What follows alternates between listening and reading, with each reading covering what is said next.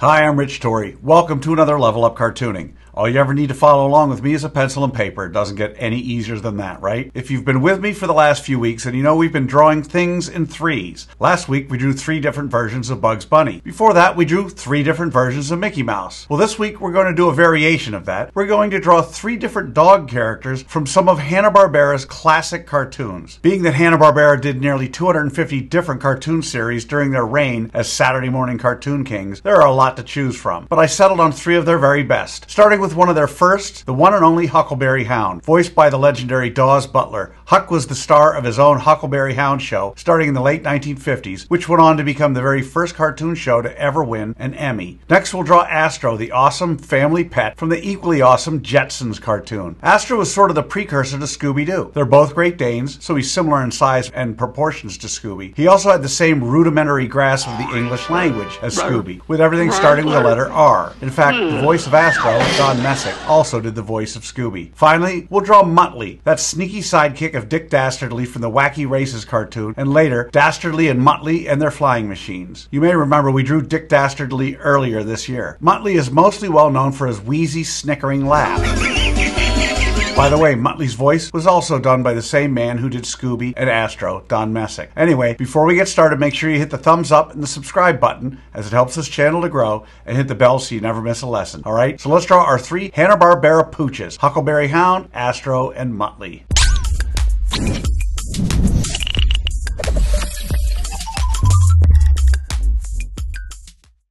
We're going to draw our 3 dogs step by step, giving you the secret formula to be able to draw them again and again. If you've watched any of my other videos, you know I normally use the character's head to figure out how big the entire character is. Our first 2 pooches, Huckleberry Hound and Astro, are both about 2.5 heads tall. In other words, however tall their heads are, not including Huck's hat or Astro's ears, their entire bodies are 2.5 of those. Our last dog, Muttley, is exactly 2 heads tall. In other words, however tall his head is, his entire body is 2 of those, not counting his ears. One more thing. I want you to pay attention to the similarity in the construction of our 3 Hanna-Barbera hounds as we draw their road maps. All 3 have similar head shapes and muzzles, albeit with different proportions, and all 3 have simple bean-shaped bodies. Bottom line, all 3 have that classic Hanna-Barbera styling. Okay, so let's start with the road map for Huck, Astro, and Muttley.